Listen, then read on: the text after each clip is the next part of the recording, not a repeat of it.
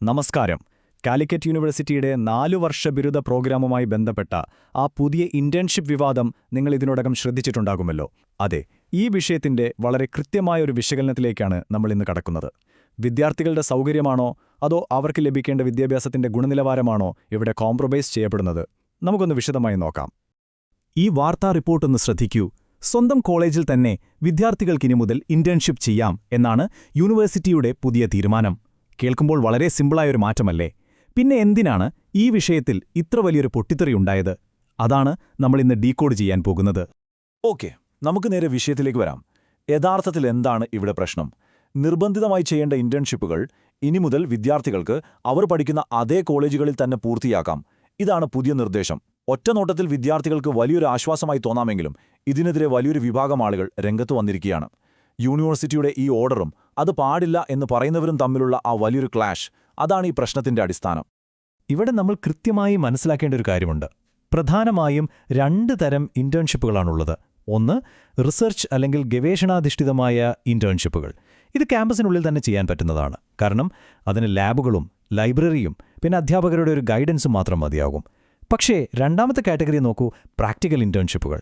ഇതിന് തീർച്ചയായും ഇൻഡസ്ട്രിയിലോ അല്ലെങ്കിൽ ബിസിനസ് സ്ഥാപനങ്ങളിലോ പോയിട്ടുള്ള നേരിട്ടുള്ള എക്സ്പീരിയൻസ് കൂടിയേ തീരൂ.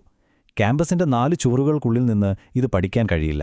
ഈയൊരു വലിയ വ്യത്യാസം നമ്മൾ ഈ ചർച്ചയിൽ ഒരിക്കലും മറക്കാൻ പാടില്ല. കൃത്യമായി ഈ പോയിന്റിലാണ് വിമർശകരുടെ വാദം ശക്തമാകുന്നത്. അവരൊരു കാര്യം അടിവരയിട്ട് പറയുന്നു: പ്രായോഗിക ഇന്റേൺഷിപ്പുകൾ സ്വന്തം കോളേജിൽ തന്നെ ചെയ്യുന്നത് ഇന്റേൺഷിപ്പ് എന്നതിന്റെ അടിസ്ഥാന ഉദ്ദേശത്തെ തന്നെ പൂർണ്ണമായും തകർക്കും. സിമ്പിളായി പറഞ്ഞാൽ, വിദ്യാർത്ഥികൾക്ക് ഇത്തരം കോളേജ് ഇന്റേൺഷിപ്പുകൾ കൊണ്ട് യാതൊരു ഗുണവും ലഭിക്കാൻ പോകുന്നില്ല.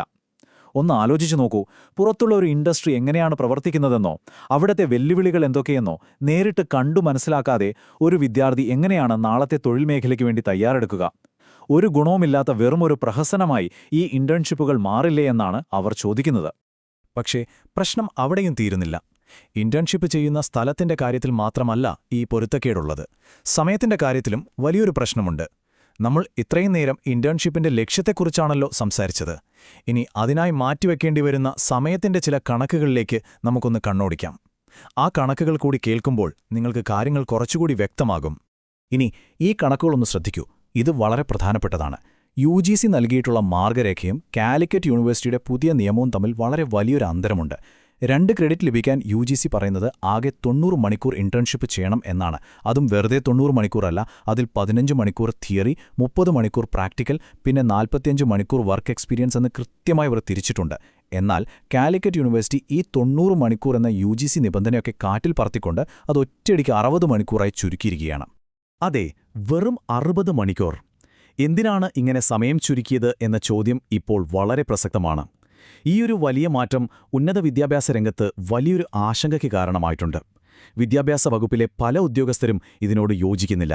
കാരണം UGC ഒരുപാട് പഠനങ്ങൾക്ക് ശേഷം തയ്യാറാക്കിയ ആ ഒരു ഒറിജിനൽ കരിക്കുലം ഫ്രെയിംവർക്കിന് നേർവിപരീതമാണ് ഈ സമയം വെട്ടിച്ചുരുക്കൽ എന്നാണ് അവരുടെ പക്ഷം. അപ്പോൾ വിമർശകരുടെ വാദങ്ങൾ നമ്മൾ കേട്ടു. ഇനി നമുക്ക് നാണയത്തിന്റെ മറുപുറം കൂടി നോക്കാം. ഇത്രയൊക്കെ വിമർശനങ്ങൾ ഉണ്ടായിട്ടും യൂണിവേഴ്സിറ്റി എന്തുകൊണ്ടാണ് ഇതിനെ ന്യായീകരിക്കുന്നത്? Calicut university vice chancellor professor P. Raveendran ഈ തീരുമാനത്തെ പൂർണ്ണമായും പ്രതിരോധിക്കുന്നത് ഇത് വിദ്യാർത്ഥികൾക്ക് വേണ്ടിയെടുത്ത ഒരു നല്ല തീരുമാനമാണ് എന്ന് പറഞ്ഞുകൊണ്ടാണ്. എന്താണ് അവരുടെ ഭാഗത്തെ ന്യായം എന്നുകൂടി നമ്മൾ തീർച്ചയായും അറിഞ്ഞിരിക്കണമല്ലോ. വൈസ് ചാൻസലറുടെ ന്യായീകരണങ്ങൾ പ്രധാനമായും 4 കാര്യങ്ങളിലാണ് ഫോക്കസ് ചെയ്യുന്നത്. ഒന്ന്, നമ്മുടെ നാട്ടിൽ എല്ലാ വിദ്യാർത്ഥികൾക്കും പുറത്തുപോയി ചെയ്യാൻ തക്കവണ്ണമുള്ള ഇന്റേൺഷിപ്പ് അവസരങ്ങളില്ല എന്നുള്ളത് ഒരു യാഥാർത്ഥ്യമാണ്. രണ്ടാമത്തെ കാര്യം സാമ്പത്തികമാണ്. ദൂരസ്ഥലങ്ങളിൽ പോയി താമസിച്ച് ഇന്റേൺഷിപ്പ് ചെയ്യുന്നത് പല വിദ്യാർത്ഥികൾക്കും വലിയ സാമ്പത്തിക ബാധ്യത ഉണ്ടാക്കുന്നുണ്ട്. മൂന്നാമതായി, ഇപ്പോഴത്തെ കടുത്ത ചൂടും മോശം കാലാവസ്ഥയുമൊക്കെ കാരണം പുറത്തുപോയി ജോലി ചെയ്യുന്നത് പ്രാക്ടിക്കലി വലിയ ബുദ്ധിമുട്ടാണ്. അവസാനമായി അദ്ദേഹം പറയുന്നത്, സ്വന്തമായി നല്ല ഇന്റേൺഷിപ്പ് പ്രോഗ്രാമുകൾ തയ്യാറാക്കിയിട്ടുള്ള കോളേജുകൾക്ക് അവരുടെ വിദ്യാർത്ഥികൾക്ക് ആ സൗകര്യം അവിടെ തന്നെ കൊടുത്തുകൂടെ എന്നാണ്. ചുരുക്കത്തിൽ, വിദ്യാർത്ഥികൾ നേരിടുന്ന ഈ യഥാർത്ഥ ബുദ്ധിമുട്ടുകൾക്കൊരു പരിഹാരമായാണ് യൂണിവേഴ്സിറ്റി ഈ മാറ്റത്തെ കാണുന്നത്. അപ്പോൾ ഈ വിഷയത്തിന്റെ 2 വശങ്ങളും നമ്മൾ കണ്ടു. ഇതൊന്ന് അവസാനിപ്പിക്കുന്നതിന് മുൻപ് നിങ്ങളെ ചിന്തിപ്പിക്കാൻ പോകുന്നൊരു ചോദ്യം ഞാൻ ചോദിക്കുകയാണ്. ഇന്നത്തെ കാലത്ത് ഒരു യൂണിവേഴ്സിറ്റി വിദ്യാർത്ഥിക്ക് ഏറ്റവും കൂടുതൽ വേണ്ടത് ഇത്തരം സൗകര്യങ്ങളാണോ? അതോ നാളത്തെ തൊഴിലിടങ്ങളിൽ അവർക്ക് ഉപയോഗപ്പെടുന്ന ആ ഒരു പ്രായോഗിക അറിവാണോ? ഇൻഡസ്ട്രിയുമായുള്ള നേരിട്ടുള്ള എക്സ്പീരിയൻസ് എന്ന വലിയ ലക്ഷ്യം ഇത്തരം പ്രാക്ടിക്കലും സാമ്പത്തികവുമായ ബുദ്ധിമുട്ടുകൾക്ക് മുന്നിൽ നമ്മൾ വേണ്ടെന്ന് വെക്കണോ? ഇതൊരു ചെറിയ ചോദ്യമല്ല. ഇതിനെക്കുറിച്ച് നിങ്ങൾക്ക് എന്താണ് തോന്നുന്നതെന്ന് ഒന്ന് ചിന്തിച്ചു നോക്കൂ. മറ്റൊരു വിഷയത്തിന്റെ വിശകലനവുമായി നമുക്ക് വീണ്ടും കാണാം.